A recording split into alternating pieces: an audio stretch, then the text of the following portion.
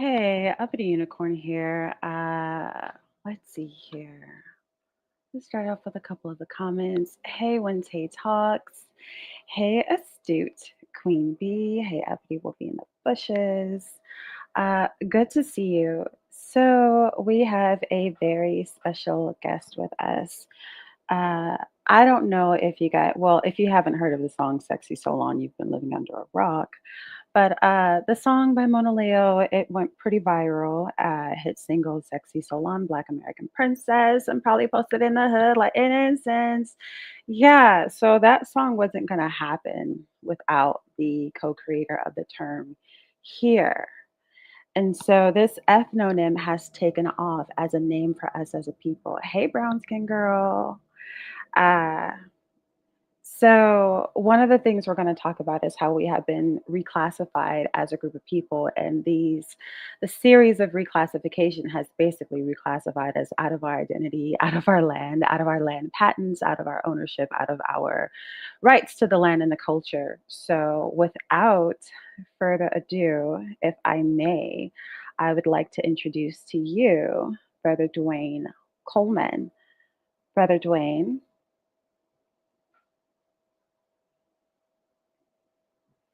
And while he unmutes himself, I'm going to go on ahead and get to the first media asset here. So go on ahead and like the video, share the video because this is pertinent to our people. For those of us who do not know, Black American people are smack dab in the middle of a cultural renaissance. We have been suffering at the hands of, well, culture vultures and people who would like to divvy us up in so many ways, right? You have the African Union who decided they wanted to claim us as the sixth region. Why they wouldn't claim Brazil, I don't know, considering that Brazil is the blackest nation or even the most African nation outside of Nigeria, outside of Africa. But oh, nice little highs and hellos from my girls. Uh, Hello, everybody. How you guys doing? Can you guys hear me? yeah, and you sound good. Your volume's great. Your sound is great. So I was hoping we could open with a little introduction. Oh, my introduction. My name is Dwayne. Pretty much, primarily, my work focus on cultural clarification, our population formation here in the United States, and our long-term self-determination for an autochthonous American people whose identity developed on this great nation through centuries of ecological adaptation, historical continuity, and even social formation. So the Soulaan ethonym and then the framework is this to pretty much address the long-standing issue in the modern system, where a population is poorly defined and needs are poorly understood and poorly served. I mean, we see in all aspects of activity, especially in the medical field and even with our nutrition ecology. So I'll end it right there. All right, that works for me. Uh, can we talk about some common misconceptions when it comes to the term Solan? So first of all, the first misconception is that Solon is just another word for Black or African American. So Solon started as Soul American. Um, the A was pretty much added for pretty much aesthetic purposes, and then there were some bad actors um, that wanted to redefine the term from Soul American to Soul African American, but we got hold of that. So us and the creators and group of peers, we just made it to a Toxic American, and then we had to trademark it as well. So make sure these bad actors don't try to redefine term, because Solon was pretty much created because we didn't want to call ourselves African American. So why would that dismiss the purpose if we're going to go back and call ourselves Soul African American? Another misconception, which there was like a couple websites that was spreading this, or a specific website that spread it. It has something to do with um, Southern, our Southern people. I'm like, it has nothing to do with that. It has everything to do with every Sulan person here. in our ethnic group. Um, Soulaan is a ethnic identifier. Soulaan is a lineage and a population-specific ethnonym, and it's not a racial umbrella. So the second misconception is it is Pan-African or a diaspora-based concept. It is not. Soulaan is rooted in the American autochthony, the American indigeneity, the American Aboriginal experience, meaning a people whose identity formed in place. Just pretty much to tripiculate um, those three words um, through time, Mm. ecology, biologically, and through historical experience on this land. And then the third misconception that is symbolic or aesthetic. In reality, is really functional. It's pretty much the first non-colonial term, one non-colonial ethnonym that we pretty much adapted. Actually, the soul, autochthonous, and they're American. Every other ethnonym, they use some form of the colonial systems. Not to our own horn, by the way, but um, it's meant to support accurate data collection, Mm. be clear in design, and made for possibly any more restorative frameworks and cultural clarity.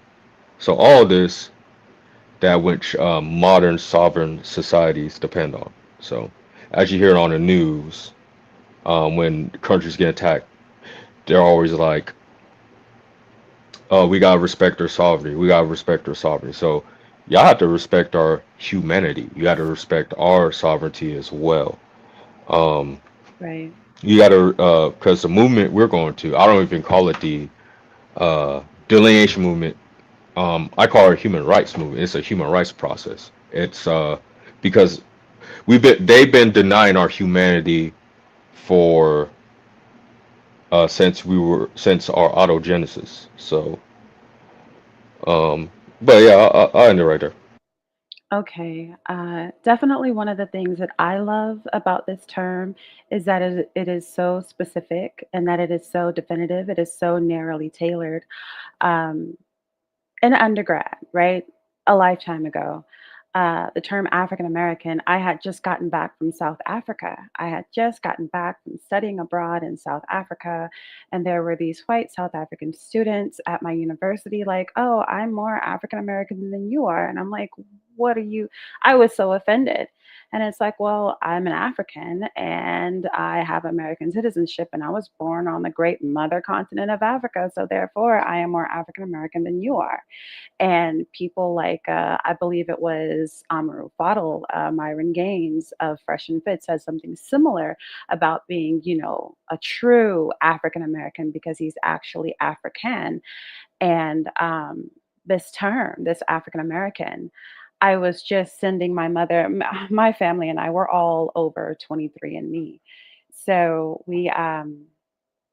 we're going through some birth certificates, and African American is not even on my birth certificate.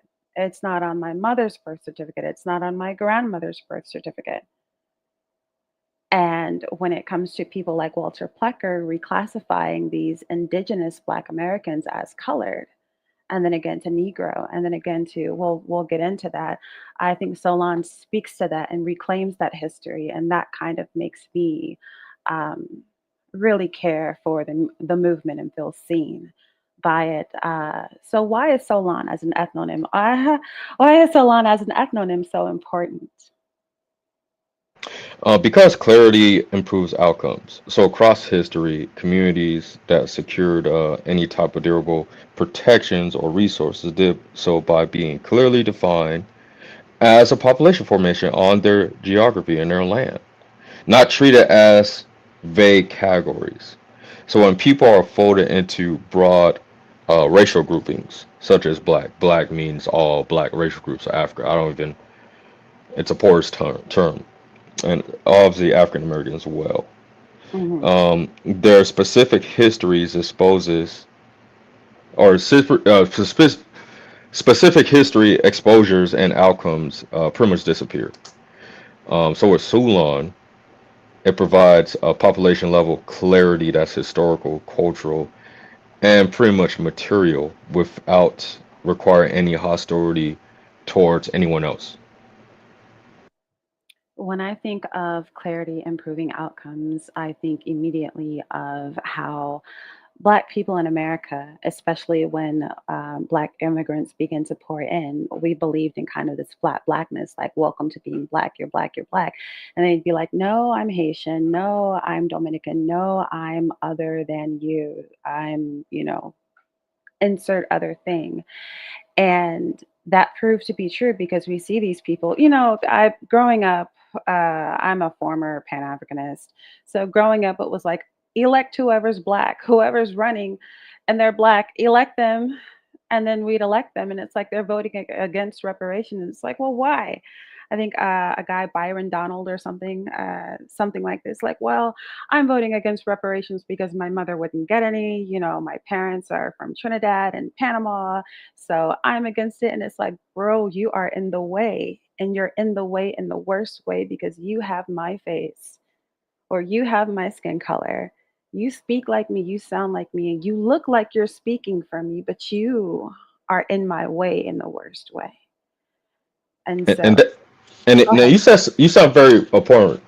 You said black people in America and then black immigrants and stuff like that. So um, yeah, you said something very important.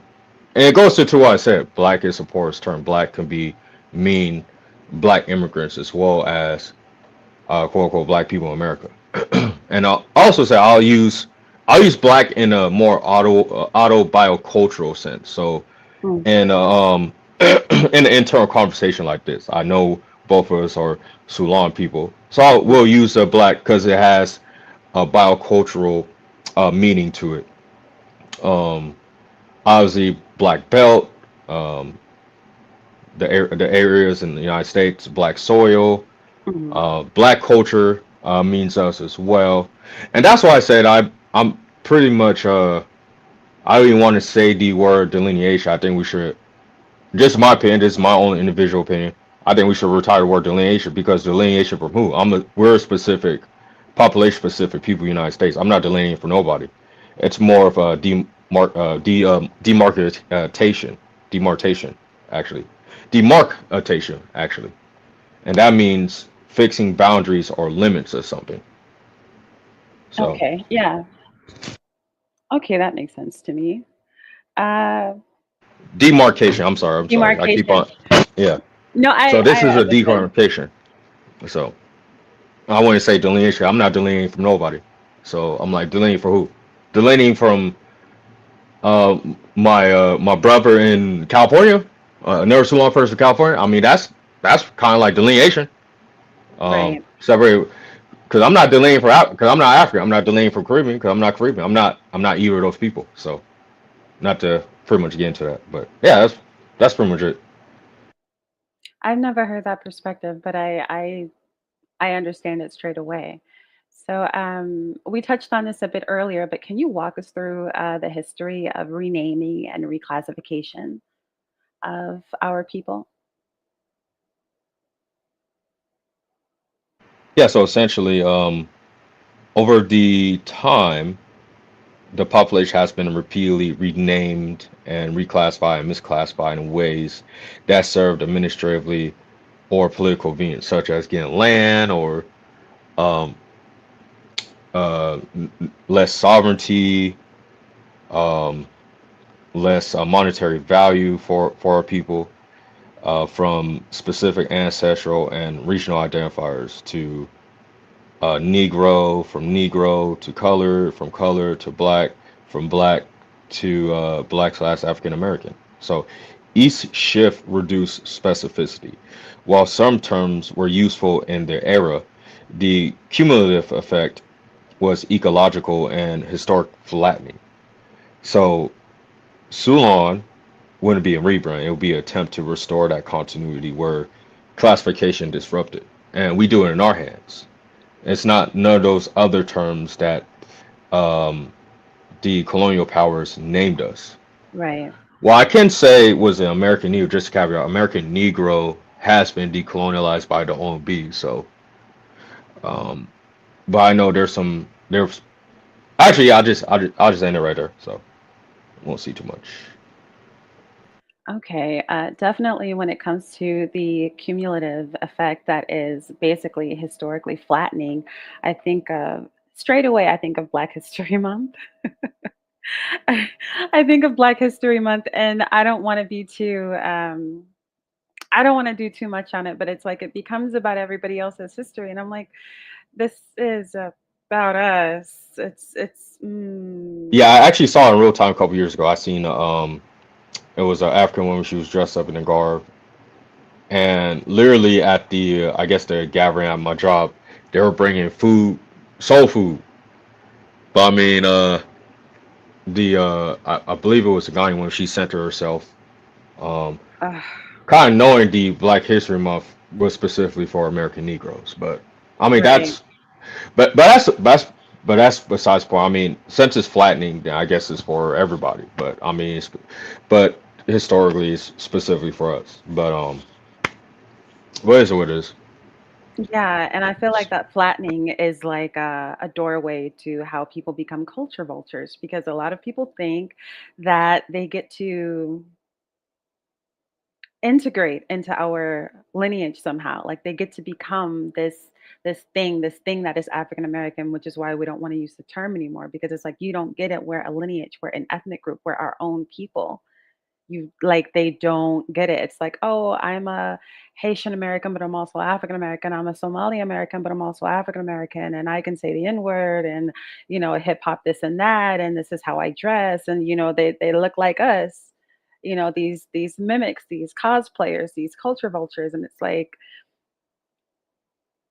there's no respect for the culture, there's no true understanding for the culture, there's no value, and it's like disrespectful, and they don't get well why we're offended. Like, why are you mad? It's like I can't go to Senegal and citizenship my way into being Wolof, and you know it. But some way, somehow, you can just citizenship your way into being my ethnicity. And for me, that's an issue. So I love that you're giving language to things that a lot of people could not describe here. When you talk about this historical flattening, there are many people who are having this issue and maybe they feel bigoted or, disturbed by what they're feeling. We're very, in my personal opinion, Black Americans have been the seat of Pan Africanism, and it's uprooting that stuff is like pulling out weeds, blackberry bushes. It's going to take a while. But the pain of that historical flattening, that flat blackness, is definitely one of the talking points that gets people to understand why the term Solon is so desperately needed.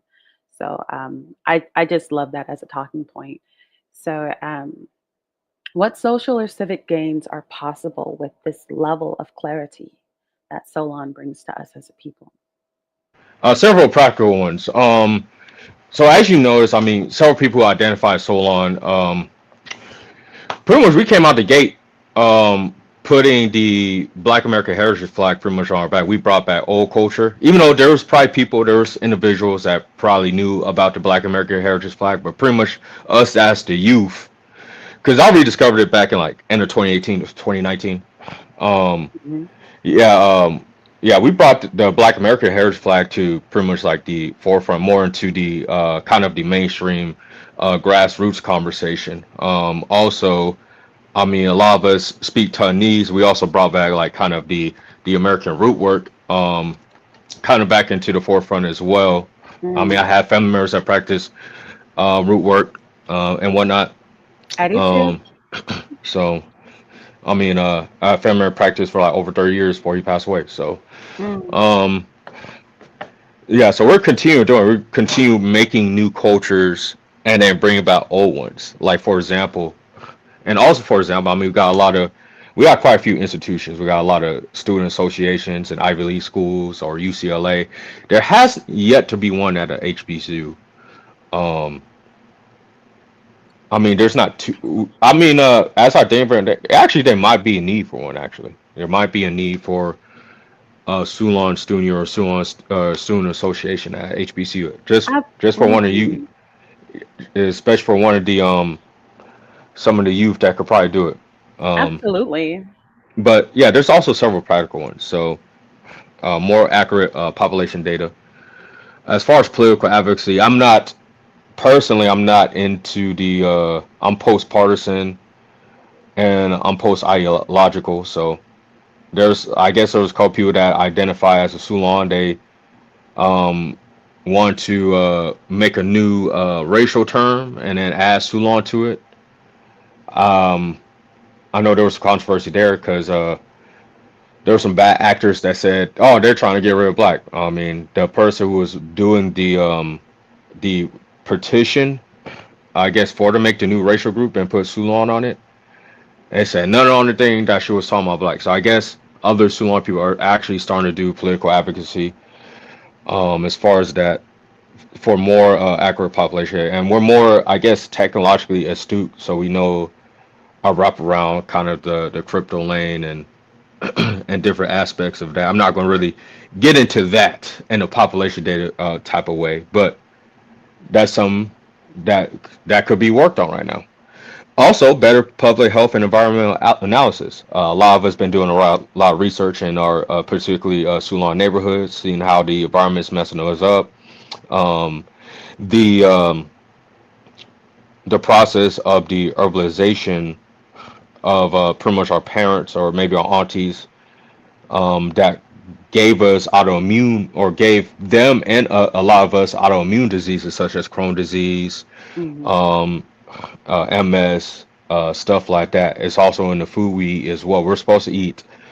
We're supposed to eat what we're connected with. So that's why I say we're biologically Aborigine. If you heard me say that before, or biologically American, because we're really connect from our ancestors. We're really connected to the food that we eat on this land. We're supposed to eat like bison. We're supposed to eat wood ducks and elk and deer, and pretty much stuff that's really specific to America. Like once we start eating processed foods and not to get on the environmental kick, but stuff like that, that's when the autoimmune diseases we get into. Even when you travel to different countries, you're supposed to eat the Atlanta line foods there, not too much of um, the processed foods. Also specific for our diet, we're supposed to have basically because our ancestors' labor regime per se, we're supposed to have a lot of collagen um, based on our joints and stuff like that. So there's a particular nutrition program that was regimen that we're supposed to have based on our biology. So um, Absolutely. also also clearative, restorative, and reparative discussions. Basically, just something I said. I just talk about food. That's literally just an example of it. Um, More accurate discussions because we're focused on building. We're actually focused on kind of repairing, just doing it on our own instead of waiting on the government morality to try to do it or any other person. Because I mean, just like our the silent generation, just like our grandparents said or great grandparents, they had to get it on their own. So so we kind of learned from that generation. We didn't learn too much from Generation X, even though they did their job. They, like I said, the parents they put food on the table and whatnot. I mean, we just learned like how much they suffer. They work in 20, 30 years and no huge outcomes like that. So there's still people that don't even gotta work in 20, 30 years, don't even got a house, a mortgage. They're still Right. rented. So Right. I mean, we just kind of learn Generation Z and then millennials. I mean, we just kind of learn from that, and then we just kind of proceed that way. Um, Also, like healthier cooperation across groups based on transparency. So with me, I'm not. Um, I drank the Kool Aid at one point. Like I got in a discourse with some of the immigrants, but I mean, with us also, what we're seeing with the older generation, they're just going pretty much on social media. They're just going back and forth with immigrants and stuff like that. I don't think it's really necessary. And then some of their first time to get into any type of political discourse, they're going in on immigrants and other type of stuff, or even talk about them. If you talk about immigrants, we're coming from a kind of a place of weakness. We give we do lessons on it, like through a lesson, like a case study. but we're Right. just talking about it saying, oh, they do this in the street or they're scammers and stuff. I mean, it's not really good. It's not really a good discourse, especially um, if we want to start businesses or we want to practice some type of diplomacy. And I get it. If that's your content and that's how you make money for your content, that's fine. So, um, but you gotta have institutions on top of that. Everybody can't be um, the good brother Tariq Nasheed, who built an actual education institution for the people, and there's a lot of potential in that. So Right. I think people are trying to reach to make content more than they're trying to actually have a healthier cooperation across groups based on Bingo. transparency. So we need to have that diplomacy because, I mean, at the end of the day, we're all, from an ecological humanist standpoint, we're all humans. We're all distinct humans. That's what pretty much ecological, like distinct biological humans, and that's how we got to pretty much look at it. We're not come from anywhere else. We're again biologically we're American, ecologically we're American. So as I broke down the nutrition with the land line diets, we can only eat food in America. Um, if you don't get vaccinated and you just go to a country and then you try to eat their food that's uncooked and stuff like that, you gonna get sick. While here, I go to Texas, I go to California, I go to Nevada, I go to New York, I won't get sick. I go to Wyoming, I'm not gonna get sick because we're accustomed to the land mass already. So, Right. but again, it's all about cooperation. Cause we gotta. Cause that's the point. After we distinguish ourselves and we get our self determination and stuff like that, we still have to work within the confines of the United States. Again, immigrants are not going away. No one else is going away. Even though yes, they're deploying, but there's still going to be immigrants here. There's still going to be different types of people here. So Right. I'm loving what you said about better public health and environmental analysis. I know that just briefly, my nephew, when he was younger, he dealt with really bad allergies, and I would give him local honey, and he wouldn't have allergies for the entire allergy season. So when my sister, my very bougie six-figure sister would take over that, it's her son, and she's like, "Well, I got him honey. I got him the best honey, and he's still sick." And I'm like, "Sis, this is like Manuka honey from Australia. Like it's not local. yeah, It's for it's not local." lanolin or even a toxinous. Like for example, Yeah, sorry for interrupt you. I Like the don't mind. longhorn, like cows are not indigenous to America, but the longhorn cow, they are toxinous to America because they got lanolin. Like for example, you can't just bring a cow over from Eurasia and then keep on killing it. You're gonna get sick. That's why we got a lot of recalls. So Mm, you gotta get a particular cow, and it gotta be raised in the land for a few generations. Then it's gonna be lanolin. It's gonna be a toxinous. So, okay, go ahead. No, absolutely. I found out recently, based on my blood type, my there's a protein in chicken that my heart cannot process. So again, there's like five types of chickens that are toxins, but chickens are not indigenous to America either. So there's a chick called like heritage chicken or something like that. That's the chicken that's more landlocked and then like a toxinous. So, Mm. but yeah, I get on to talk about nutritional ecology pretty much all day. So Same. So, so we both don't go down a rabbit hole. I will, if you could define, well, we talked some about this, but still, define delineation. You mentioned earlier you would rather call that demarcation, to which I totally see the point. Define delineation and explain why disaggregation matters. so to define delineation just for the live, delineation means defining a population clearly and non-hostile for accuracy and not exclusion.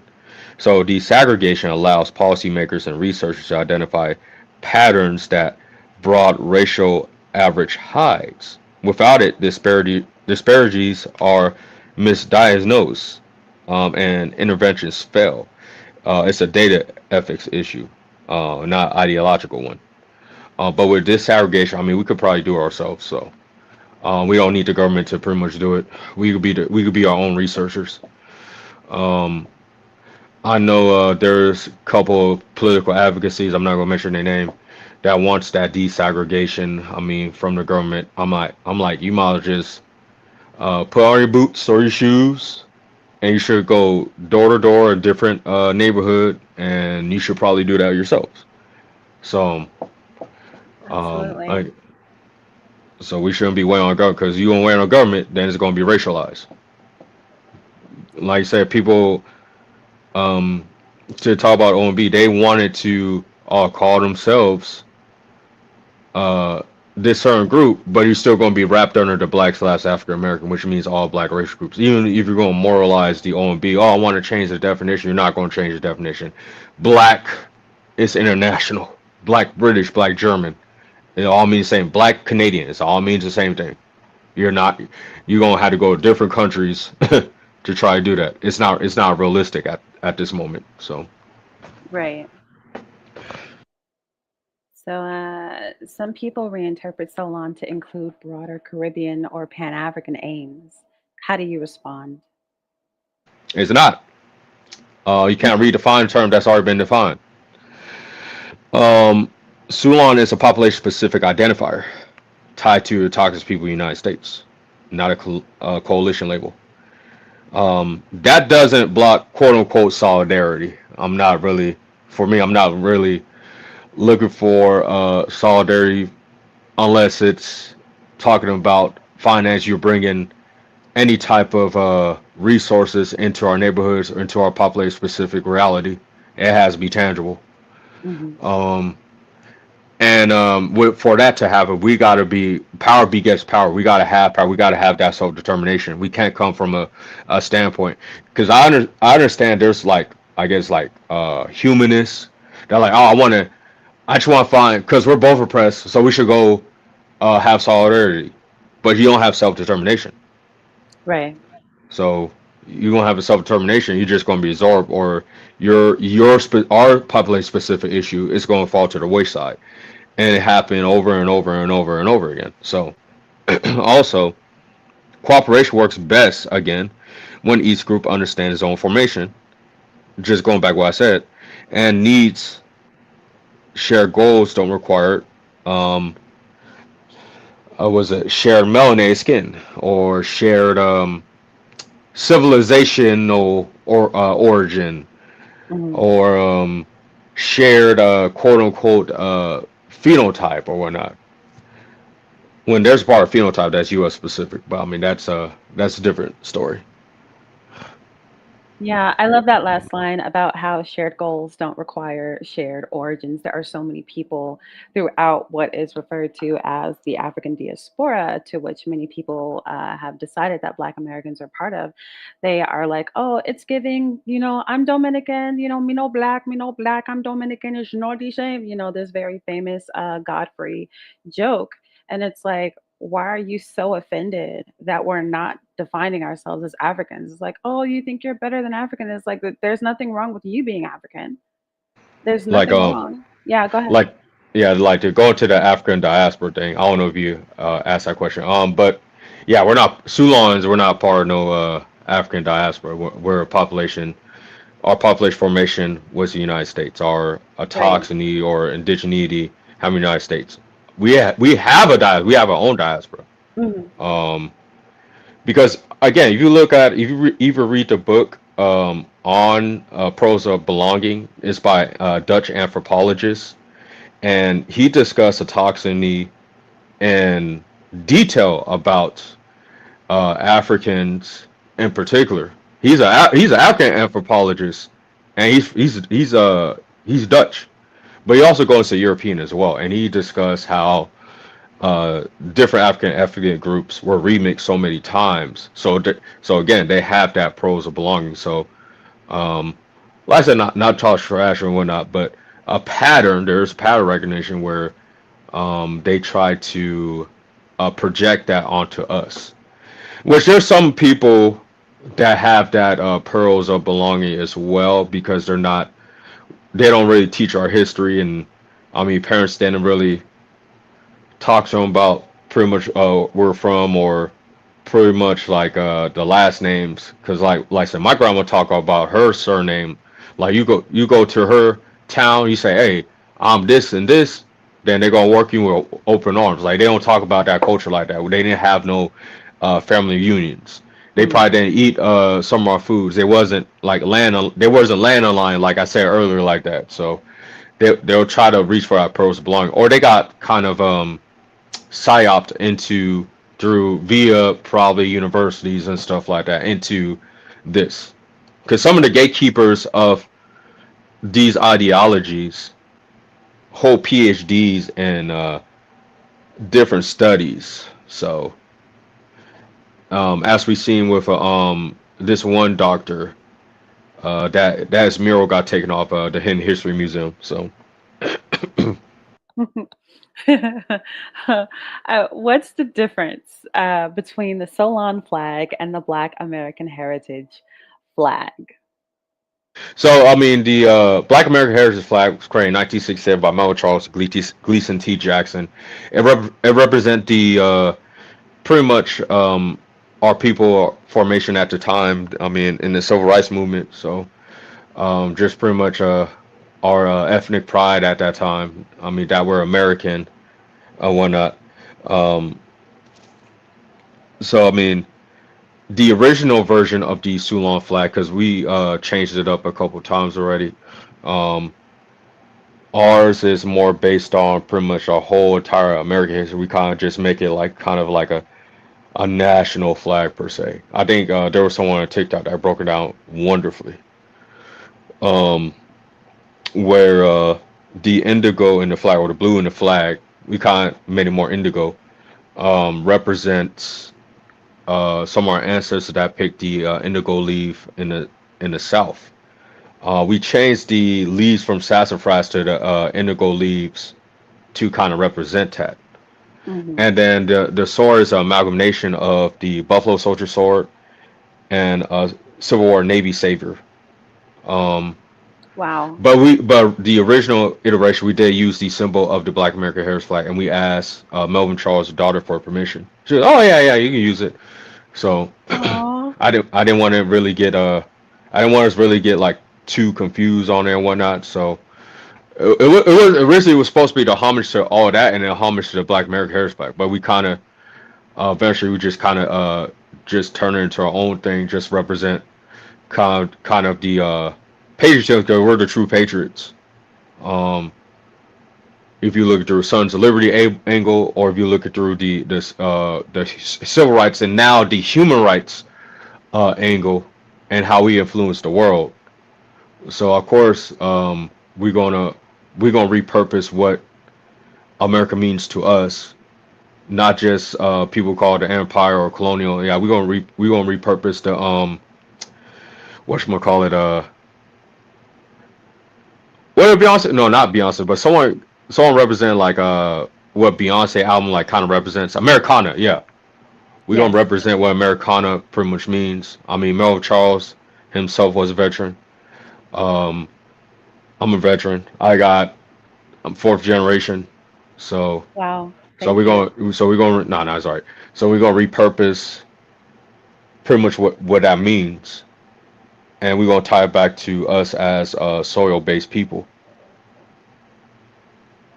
Um, but yeah, to pretty much summarize, the Black American Heritage Flag just honors a shared historic experience and a public memory. That's why when Soulaan was created, we represented that old culture. We kind of like brought um, we researched the Black American Heritage Flag into kind of the grassroots lexicon. I mean, there were some individuals that probably knew about it before then, but I mean, it was pretty much us, the people identify as Soulaan. But again, to also to summarize what the Soulaan flag is it represents a post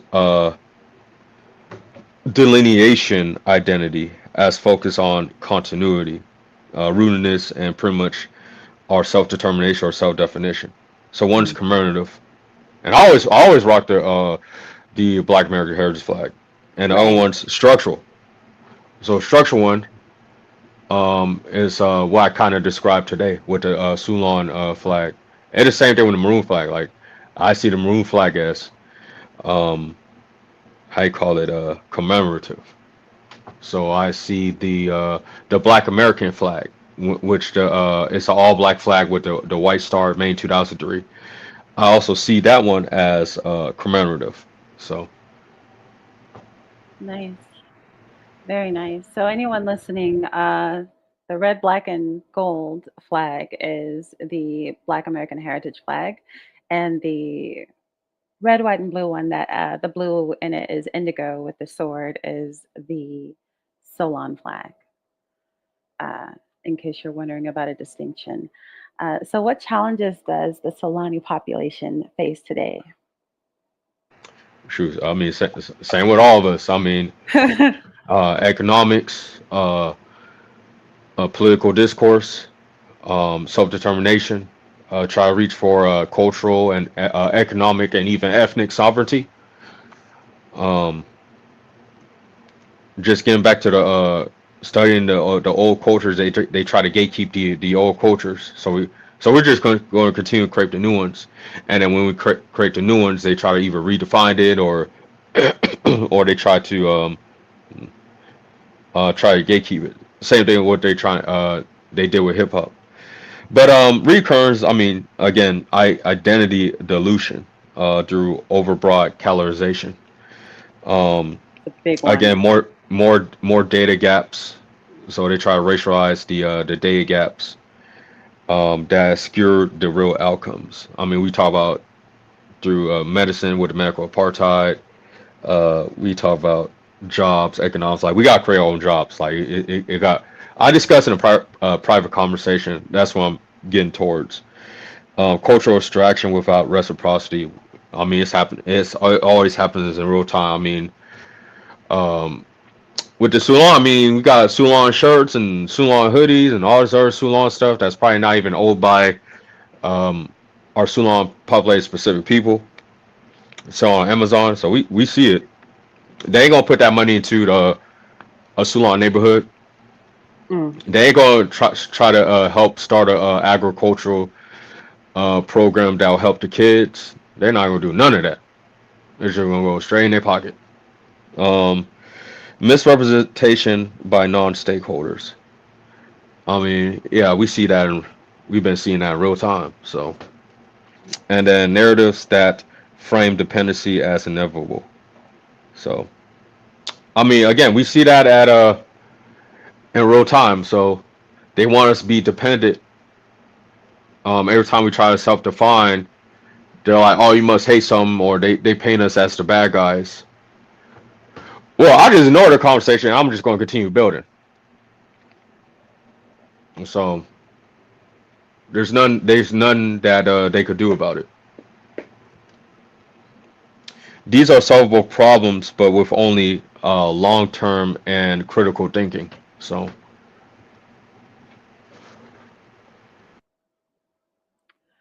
Your view on legacy civil rights organizations.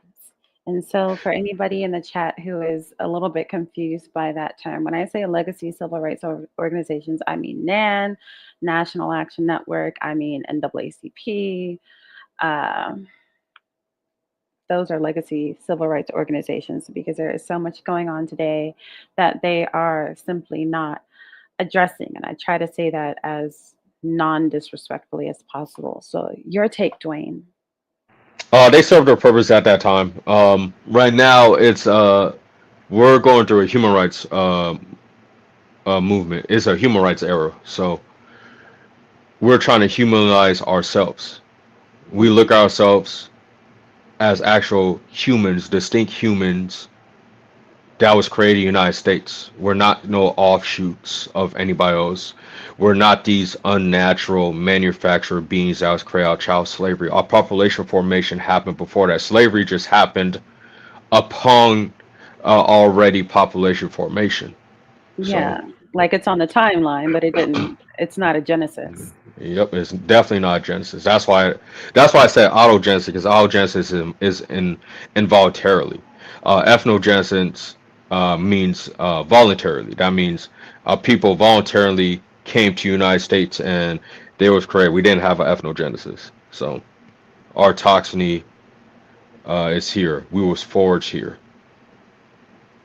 Um, but also like education publications, cultural frameworks, and institution tools focus on clarity.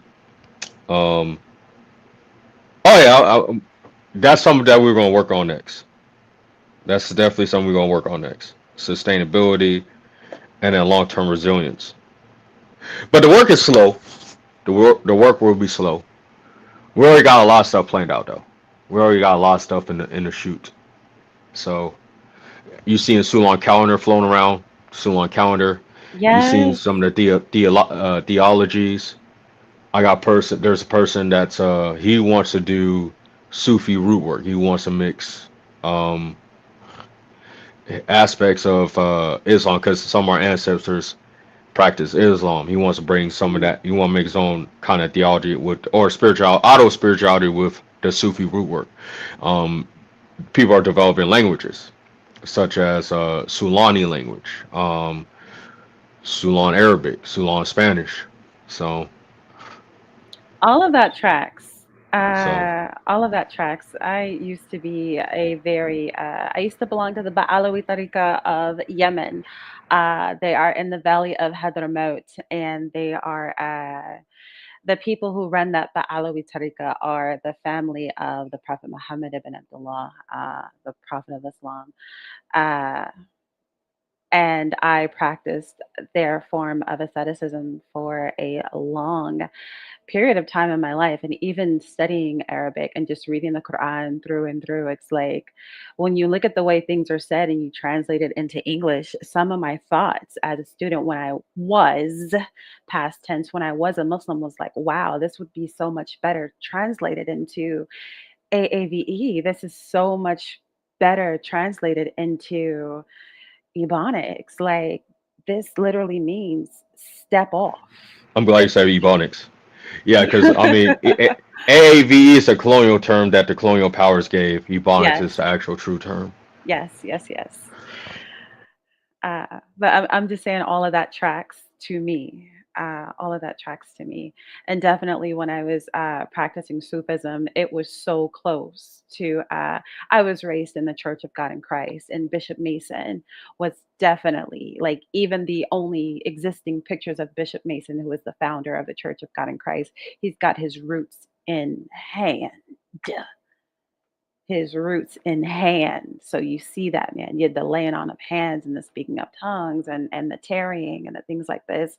You would find that all over Yemen in these hadras and the way that people move and dance and whatever they do. It's very compatible. Um, so, what tends to slow progress the most? And I designed this question because, shout out to Brother Daniel. I heard you on his platform talking about people being worried about the wrong things. And that was close to my heart because I've been grassroots since I was about 8 years old. I'm just one of those kids thrown into the struggle. But people will hear a Seattle accent and decide that I'm not black enough and make a big deal of my accent when there's work to be done, or in your case or someone else's case, if you impress, I don't know, the ladies, as it were, then someone wants to fight you over it when it's like we're people in a humanitarian crisis and you're worried about clicks and views and pretty girls online.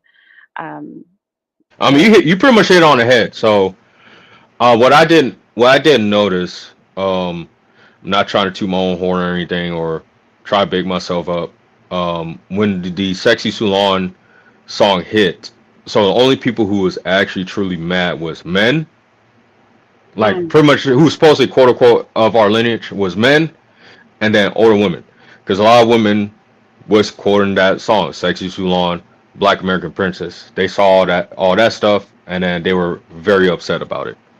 Um, Actually, it was only a few. It was only a few. I'm not gonna say it was a bunch. Um, but yeah, it's all connected to what you said, the pretty girls and whatnot. I'm focused on building. I'm not really worried about all that stuff. I'm sure Maroc and T Roy can probably say the same. We focus on even T Roy's first video. We really haven't left that point. he was talk with the first being on TikTok. I'm pretty sure you saw it with the like the Riley on it, Yeah, and I it was saw it. the voice. Yeah, we talk about trying to build our own, doing our own thing. We haven't really left from that. I came kind of more on social media. I talked about particularly supporting Soulaan businesses. I don't really see people talking about that at all. I talk about it every day. I talk about supporting a business pretty much almost every day, online, um, in person, building your own business, make your own designs, um, buying body butters, even something simple. I probably like 98% of the time when I go on these lives, and so I don't hear no one talking about any particular business or even supporting our economics. It's about some of the same topics. And then once you're bored with that topic, and then you try to talk about people's personal life, or y'all try to chill Mm. like y'all friends on it, like it's some a pen pal or something like that. Then eventually it gets to arguing. Then people start cussing each other out and stuff like. And it's in a particular age group Woo! as well. So that's one of the things that could Big slow age. progress. But I Big, don't big really, age. but I don't really think it's yeah, big age. But I don't really think it's the what was it the folks that are slowing progress. I think they're doing what exactly they're supposed to be doing, if you know what I mean.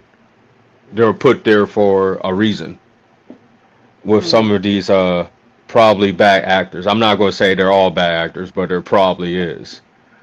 They're there to distract. Mm-hmm. Because I'm in a realignment.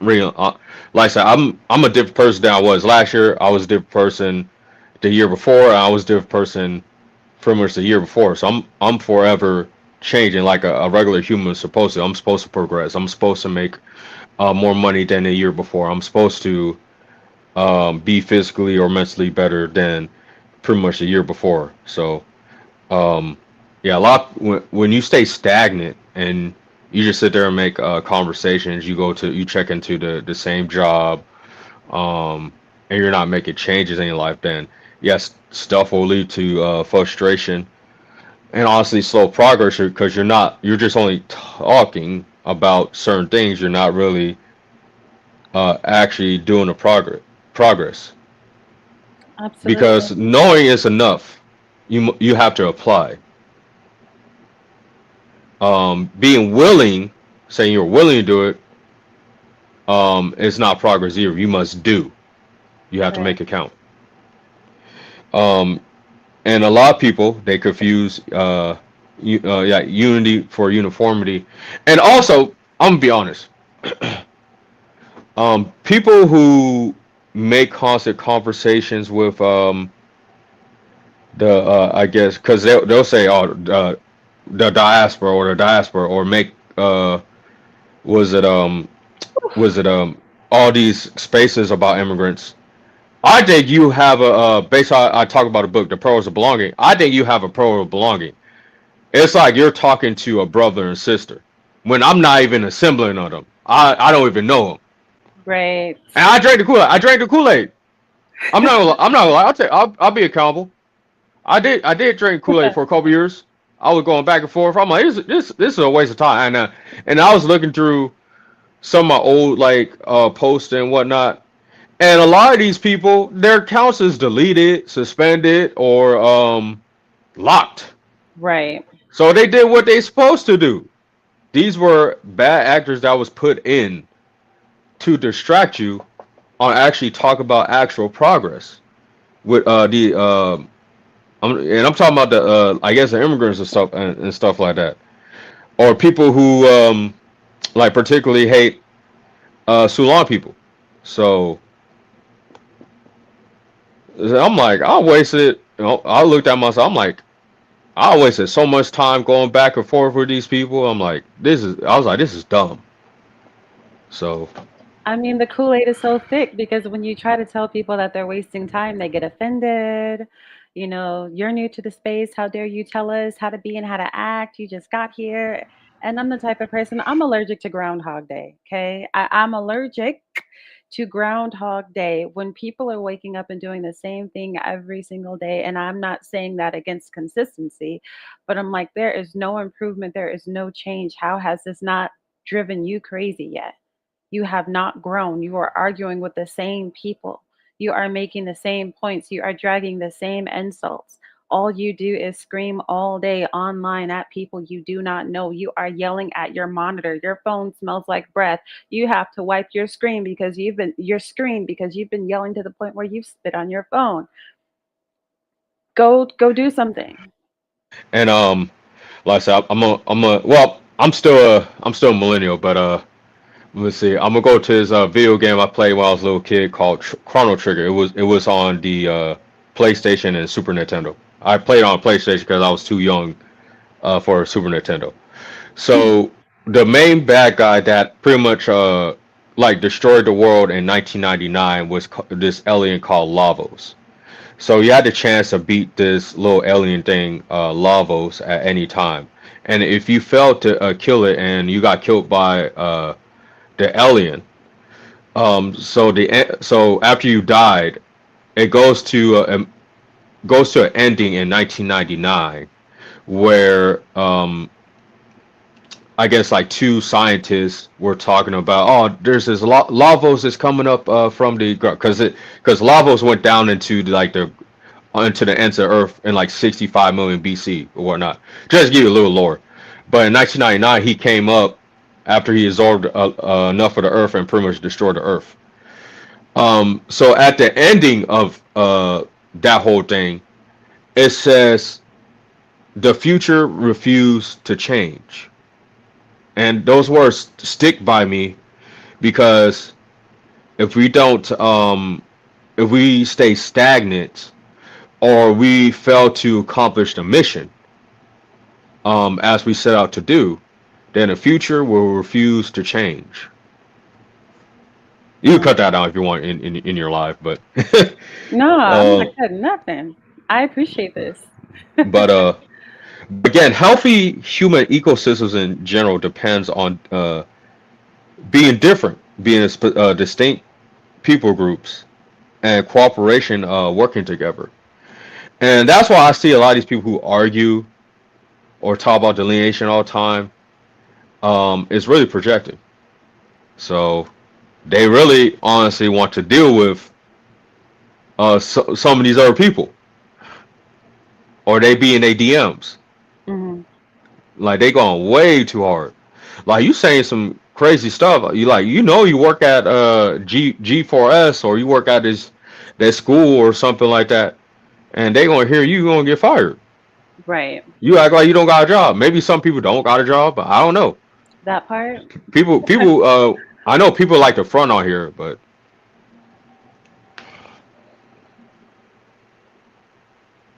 I'm done there. Well, I've held you hostage slightly past. I know you were committed to giving us an hour. We're only 3 minutes over, but I guess on a positive note, really, you can say whatever you want to say, whatever you feel like is pertinent to the conversation that we have not covered. But this last question just says, on a positive note, what progress have you seen with this new ethnonym, Solon? The progress that this word has brought to us. I see a lot more business. Like I said, I saw the student associations and the student unions. Um, like I said, I seen a lot of us like our age because we're going to take over. I mean, the next 10 years, we're going to be the new, I guess, like Gen X or whatnot. Hmm. We're going to be ones in the political. I seen or in the political seats or um, pretty much be the matriarchies or patriarchals of the family. Um, yeah, I have seen a lot. For I've seen a more of a nuance and a better point of view and better solutions and more how you call it emotionally intelligent conversations around different subjects instead of like you said people yelling on the mic or um, we're going to get free or we actually have actual solutions. especially in economically. So also, and when it comes to that public discourse, it's better discourse about population identity where we're having such a productive conversation. We don't have a lot of bad act. There's nothing they could really debunk. I think I had space. There was some guy who was half Haitian, half Soulaan, apparently, and Uh-oh. he was trying to say, "Oh, we African, we African." I'm like, "Man, I respect your opinion, but I'm gonna talk about this. This is what I'm gonna talk. I still center a conversation, and they eventually just left because it didn't really phase me. I'm like, all right, okay, okay, cool. So, um, like I said, I didn't go back for him. I didn't talk about his population formation. I didn't do none of that because it's not really going to accomplish anything. Because he's coming to me on a place of weakness. I'm not coming to him. I'm not acquiescing to even entertain his conversation. Right. So, because it's irrelevant, because I already know it's not true. He knows it's not true. Because he knows he's not going to say that about himself. He's not going to go to his family and say that about himself. He's going to talk about his specific population origin and then their culture. Right. So, um, and yeah, we have greater comfort and kind of respectful demarketization.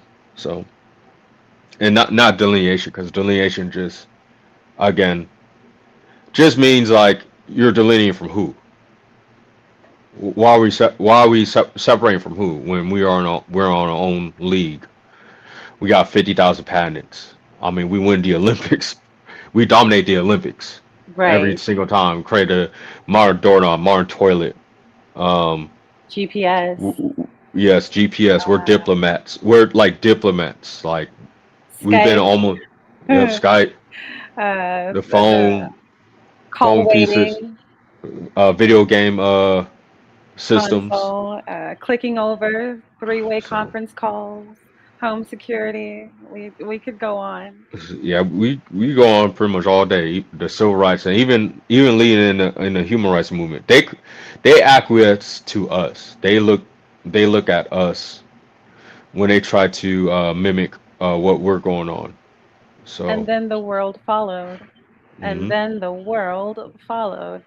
Like, was human rights even a thing prior to having an example set? And I don't mean to like, I don't know, make it sound that simple, but it's like I mean, you've been in the service, so you've been around the world. You've seen probably the worst of human beings and human interaction.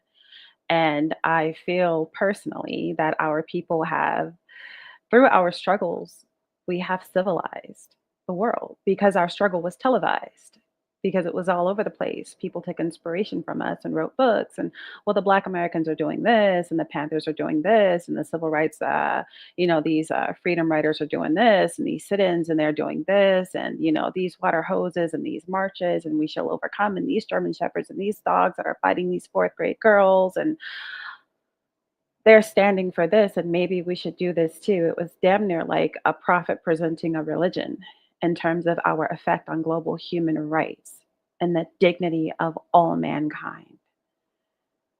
So I mean, we could go invention for invention, we could go tech for tech, we could go sport for sport, but I mean, people can't go humanitarian influence for humanitarian influence when it comes to us.